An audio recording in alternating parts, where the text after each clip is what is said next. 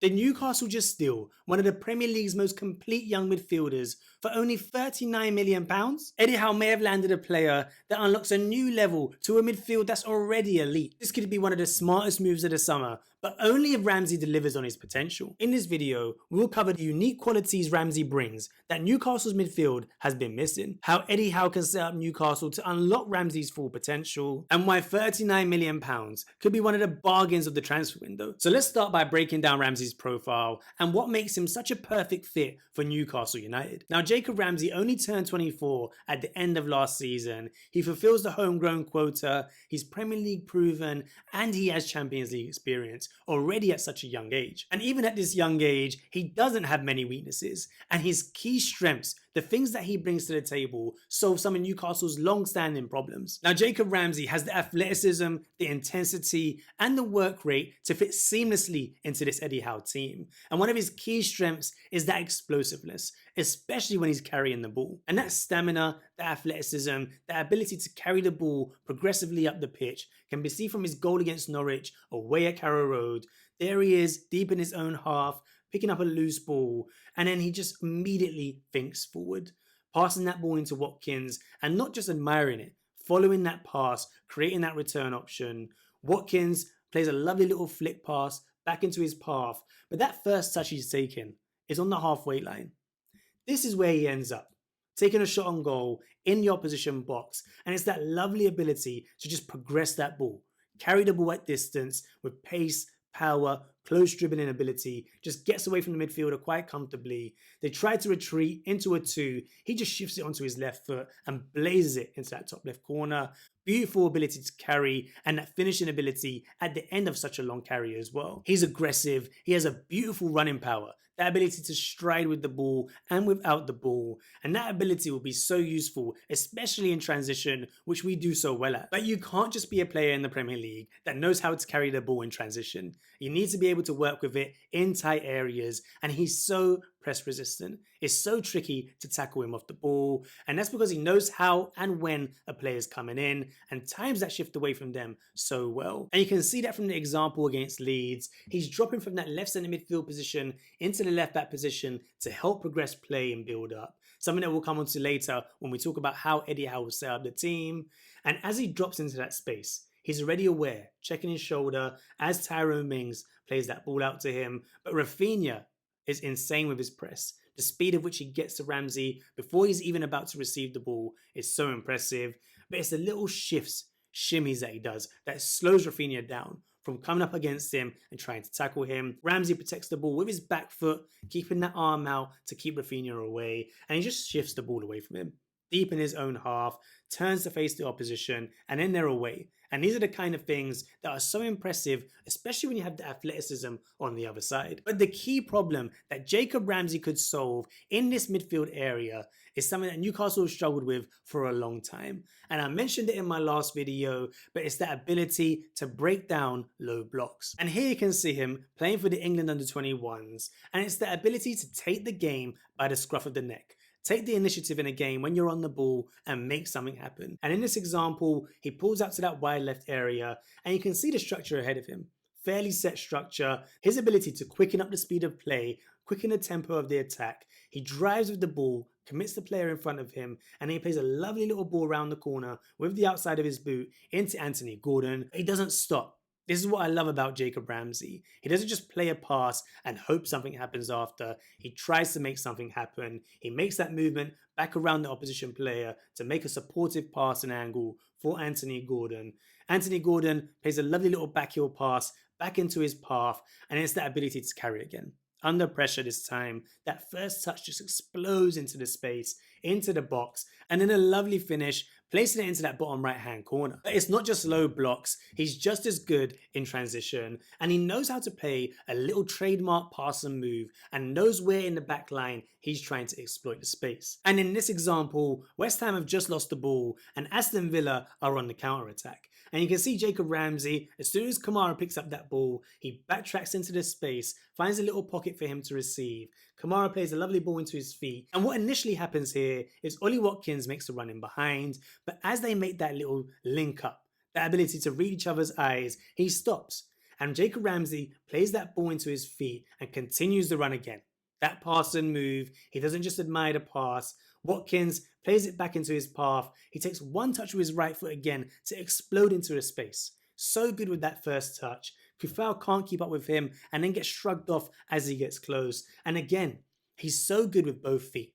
Very technically able, finishes with the left foot into that bottom right hand corner. And the reason he's so good at breaking down low blocks is that availability in the spaces to be a receiving option. And you can see from this graphic from Sky Sports that high availability in between the lines. He's second to only Kevin De Bruyne, and he loves being able to link play once he receives the ball. Now, what I love about these next two examples is it shows how technically able he is once he receives the ball.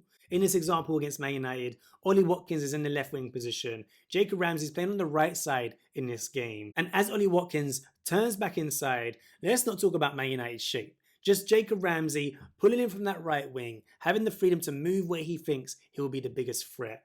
Ollie Watkins finds him with a quite simple pass under pressure. Then what happens next is so good. Jacob Ramsey takes that ball, just times his pass so well. Doesn't delay it a second. He knows he has to thread it straight away to put it in the path of Bailey and catch that Man United defence unaware.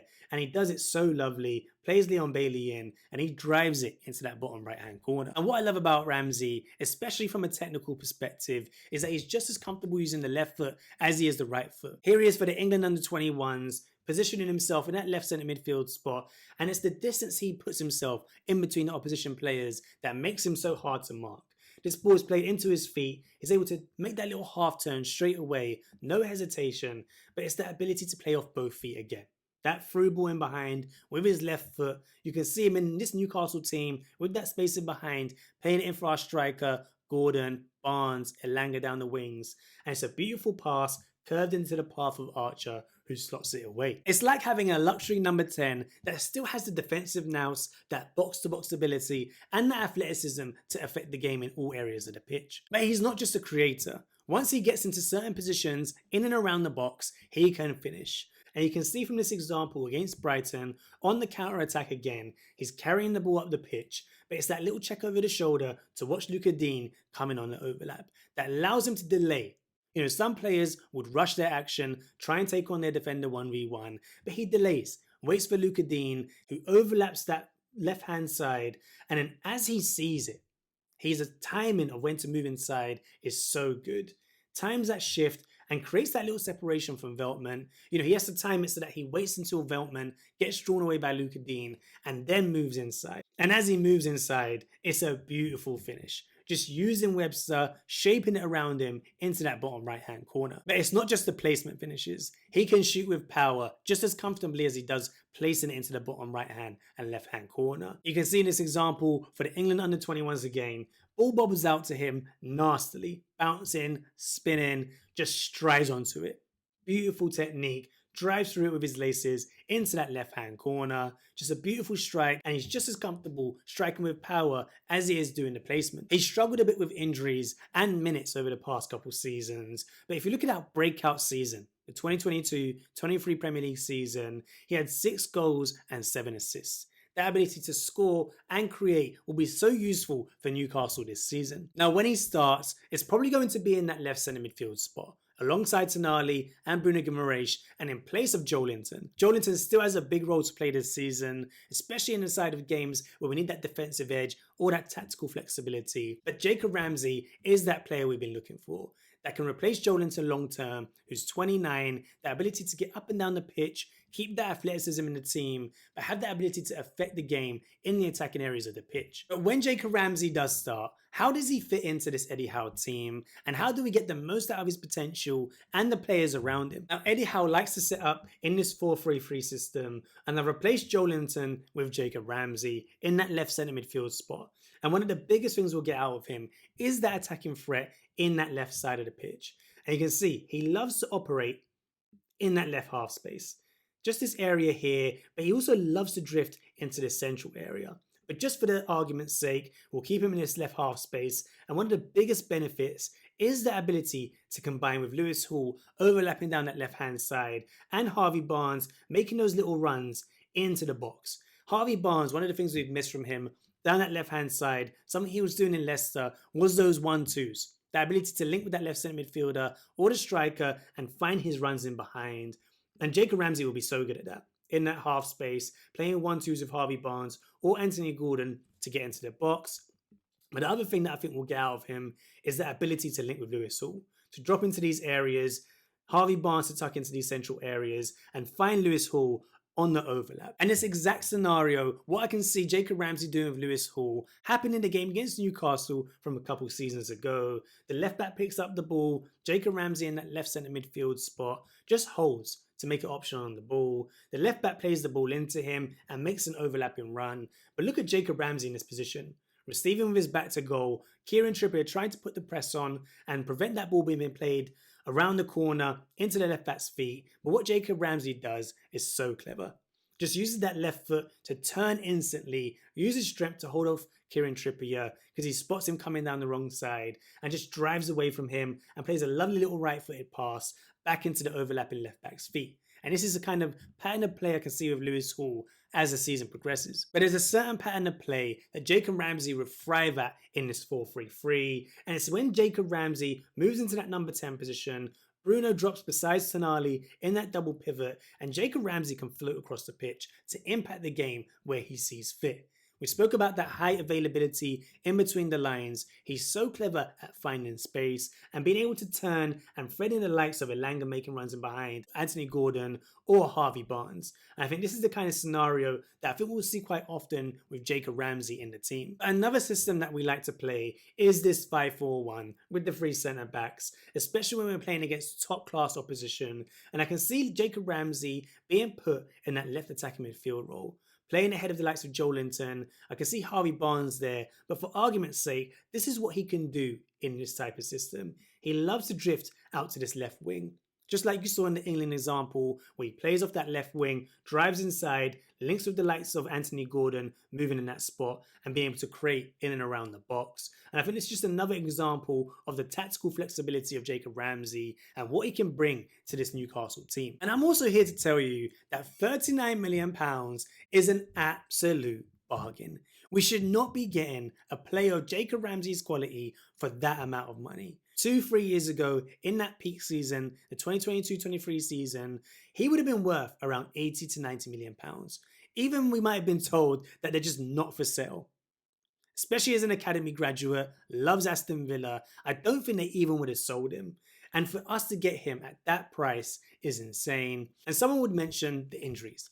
He has had injury problems, but he had played the end of last season in Champions League and in the Premier League, rotating well, and that's exactly what we'll need from him this season. I'm not too worried about the injuries at this point. If you remember, we love to pick up players that have that little bit of an injury-prone season on the cheap, like Tino Livramento, who was recovering from that ACL, and now look at him. I feel like we know how to manage these players into an Eddie Howe team, and I think he'll thrive in this Eddie Howe system. I think we picked up an absolute steal, but let me know what you think down in the comments. Are you happy with the signing? Where will he fit in? And how do you think he'll progress over the coming season? Let me know what you think of the video. Make sure you hit that like and subscribe. I'll link another video up here, and I'll see you on the next episode of A Game of Two Halves.